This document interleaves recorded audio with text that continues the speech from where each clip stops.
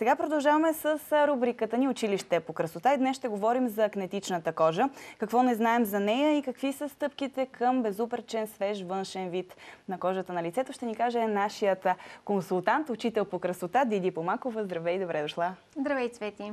Криси. Браво. Извинявай. Добре. Акнетична кожа. Какво трябва да знаем за нея? Акнетичната кожа, за съжаление, е все по-често срещан проблем по време на пубертета. За съжаление, е заболяване, не е кожно несъвършенство и изисква изключително много и специфична грижа. Ние сме говорили с теб при различните типове кожа, най-често срещана е при мазната, а силният пол също не е застрахован и все по-често акнето е срещано при мъжете, тъй като мазната кожа отделя много повече себум и съответно и пората се запушва и по този начин се получават кистозните образования, така нареченото фоликулно акне, което ще говорим малко по-късничко. Добре, всъщност можем ли да кажем, че акнето е сам младежки проблем или засяга и хора на зряла възраст, тъй като виждаме и по-възрастни хора, които имат пъпчици? Това акне ли е или има различни видове? Видовете са различни, но акнето съответно в по-зряла възраст по същия начин. Фоликул е запушен и съответно в годините на пубертета не е обърнато достатъчно внимание и затова съответно и в по-зряла възраст се среща все по-често и при жените, и при мъжете. Силният пол не е в никакъв случай застрахован от това нещо. Има ли различни видове и степени акне? Да, степените са различни, видовете акне също са различни. Най-често разпространението е съответно по време на пубертета. След мъничко ще видим няколко готови слайдове. Съответно, комедонните черните точки, милиумите също, така наречените милиуми, които са белите, които изисква специфично отваряне с медицинска игличка, с стерилна. Това също ли е акне? Тези бели точки, които виждаме? Да, белите милиуми също са вид на акнето. Пустолите, папулите, тези гнойни кистозни образования, които се виждат, особено в долна част на брадата, много често се срещат, за съжаление, и съответно и те изискват специфичната грижа. Както в къщи, съответно, така и в професионалната. Ние след мъничко ще засегнем с тебе съответно какво може нашите зрители да правят в домашни условия и съответно какво е вече при нуждата при специалист. Говорим и за доктор-дерматолог, когато е нужна оралната употреба на медикаментозното лечение и съответно козметика, естетика, какво може да свърши в една козметична кабина. Но най-често срещаното са комедоните, черните пъпчици, които запушват порите. Папулопустозното акне се появява вече когато не се обърне внимание на черните комедони, не се почистват съответно. Проблемът се задълбочава и се стига до това. Да. И кожното несъвършенство, аз винаги съм казала, че клиент, който е с това кожно несъвършенство, то води последствия след това, защото самите ние започваме да не се харесваме, което е абсолютно проблем вътрешен. И за това аз съм винаги била много доволна от себе си, когато съм успявала на едно акне, на едно младо лице да помогна, защото в повечето случаи акнетичната кожа, независимо дали са момчета или момичета, косата е много спусната надолу и се опитват да прикриват кожното несъвършенство. По този начин не го прикривам, напротив, подчертава се, защото хората виждат, че има някакъв недостатък. А когато излекуваме едно лице и съответно може да се върже, например, една конска опашка, това за мен е вътрешното удовлетворение, че съм си свършила добре работата. Много често имаме акнето, което, за съжаление, е най-вече силният пол, така нареченото избяга ми думата. Така или иначе ние не разбираме медицинските определения, тъй че можем да го опишем. Да, много често се получават гнойните пъпки при мъжете в зоната на брадата. Когато косама не може да излезе на повърхността, не може да пробие кожата и съответно се получават кистозните образования. Силния пол, за съжаление, не са застраховани от това и се често среща и се вижда. Ето тук съм подготвила няколко слайдове. Горе са обикновените комедони. Вече когато не е обърнато внимание, горе в дясно пък нашите зрители виждат съответно вече папулите и пустолите. Най-засегнати са като че ли зоната на бузите, но и останалите части от лицето не са застраховани. Да, включително шия, деколте и гръб. Да. Това е много важно и много често го пропускаме. Наближавайки абитуренските балове, винаги подсещам младите момичета, че показват роклите са без гръб, но в същия момент забравя да се направи почистването на гръб. Това е нещо задължително, както за лицето, така и за гърба. Но зоните са, да, това, което ти казваш, лицето, шията, деколтето и гърба. Добре. Правилната грижа и лечението на акнето. Няколко са вариантите. Първоначално трябва да имаме много добра диагностика. Това е нещо, с което започваме, не случайно в първия епизод. При нас ние засегнахме с правилната грижа. Вече когато е диагностицирано акнето, ние можем да помогнем на 100%. Хубавата новина е, че наистина има лечение акнето. Правилната грижа в домашни условия е изключително важна. Ходейки един път, два пъти в седмицата, един път в месеца на козметик, зависимо, всичко е свързано с средства, разбира се, много често пропускаме вкъщи домашната грижа. Това е... Няма как да не вървиме ръка за ръка. Същото нещо е дерматолога с козметика. Много често в 15-годишната ми практика, част от дерматолозите, с които съм работила и съм изпращала различни форми на акне, са казали, не ходи на козметик, идвай само при мен. Напротив, единият дерматолог не може да помогне. Козметолога също не може без дерматолог да се консултира. И затова винаги казвам, ръка за ръка трябва да вървим, за да можем да решим проблема за акнето. Пак казвам, правилната диагностика. Много често имаме стафилококови инфекции, които са в долна част на брадата. Това е най-засегнатата част. Диагностиката се прави чрез кръв, взима се кръвна проба и съответно може да се изследва включително и гнойта на пъпката. Има специални лаборатории, които го правят това. Ние не сме лаборатории в козметичните салони, не се прави това нещо, изисква лабораторията и съответно вече с изследванията ние можем да преценим дали се налага медикаментозното лечение. Това са различни антибиотици, които се изписват от дерматолог, т.е. те се взимат орално. Ние като козметици можем да правим почистване на лице, съответно различни терапии има антиакне, дезинкрустиращи, силния пол горещо им препоръчвам и дамите, които са с широки пори.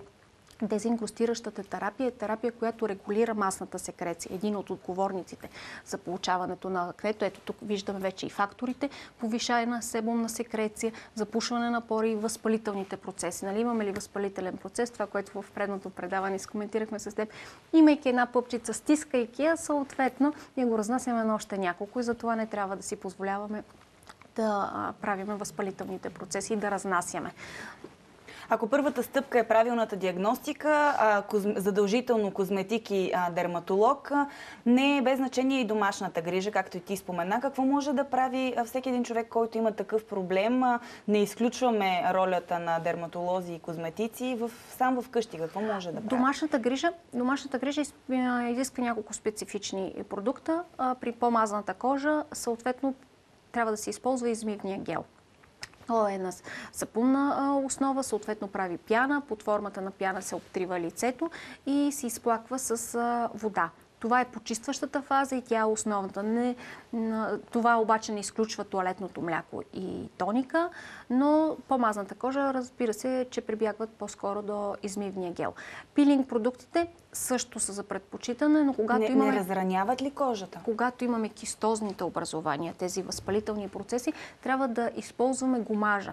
Гумаж е вид пилинг, който има за цел да премахне мъртвия слой, но няма абразивната частица, той е под формата на паста. Гумажа включително е подходящ за зона околочен контур. Така че при една акнетична кожа можем спокойно да работиме с гумаж, който не разнася. Силната абразивна частица, да, права си, наистина ще разрани и не трябва на едно възпалено лице, акнетичната кожа е погледнато реално отворена рана, не трябва да си позволяваме да използваме пилинг с абразивна частица. Тониците задължително. Не говоря спиртната основа, ние сме го засягали с теб милион пъти, но трябва да имаме себорегулиращ, т.е. да подсушаваме тази секреция, този свръхпроизводството. По време на пубертета свръхпроизводството на себума, това е основният виновник за акнето. В по-зряла кожа по същият начин при възпалителните процеси трябва да се тонизира кожата и маските. Задължително маски за акнетична кожа, които са на основата на камфор, на витамин Б. Това са силно стягащи. Идеята е пората да се стегне, да се затвори, за да не може да имаме възпалителните процеси, но почистена кожа, разбира се.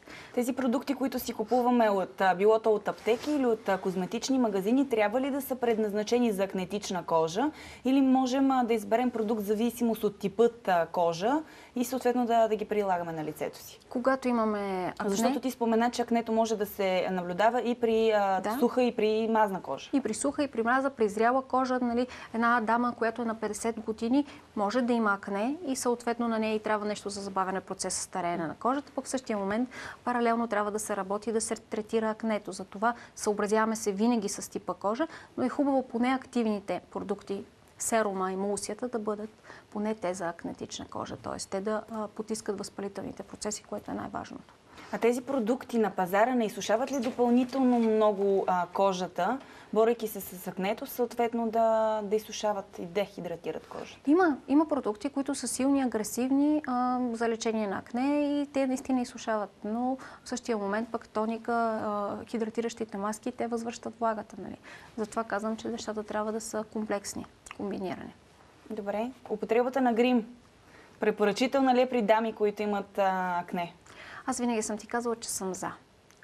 И винаги ще се обоснова за това. По-добрият вариант е да ползваме фондиотен или така нашумялите в момента биби кремове, които имат да регулират тена, вместо да се притесняваме, нали, че имаме акнето и да не се показваме навън. Когато си добре гримиран, когато си скрил кожните несъвършенства, ти дава едно самочувствие. Впоследствие вече задължително трябва да се разгримираме. Има в пространството, в медийното пространство се твърди, доказуемо е, че имаме запушване на пората, но то е със всяко нещо. Ако не се почистиме вечер, съответно, дори да нямаме акне, порите са ни запушени, което води съответно до акнето. Аз съм за ползването и на фондиотена, и на пудрата. Много по-добрият вариант е да се ползва цялата мърсотия през деня да пада върху фондиотена, върху пудрата, върху основата и след това вечер да се почисти, отколкото да е директно върху кожата. Какви могат да бъдат негативните последици, ако акнето не бъде лекувано, грижата за лицето не е полагана на време? Възпалителните процеси са изключително силни, могат да остават белези. В един от слайдовете виждаме и цикатриксите. Това са тежките белези от акнето. Много от американските герои, които изпълняват лошите роли в филмите, са с цикатриксите. Това са тежките белези и от акнето. Това е за съжаление, нещо, което не можем да предотвратим, ако в пубертета, по време на акнето не е обърнато внимание.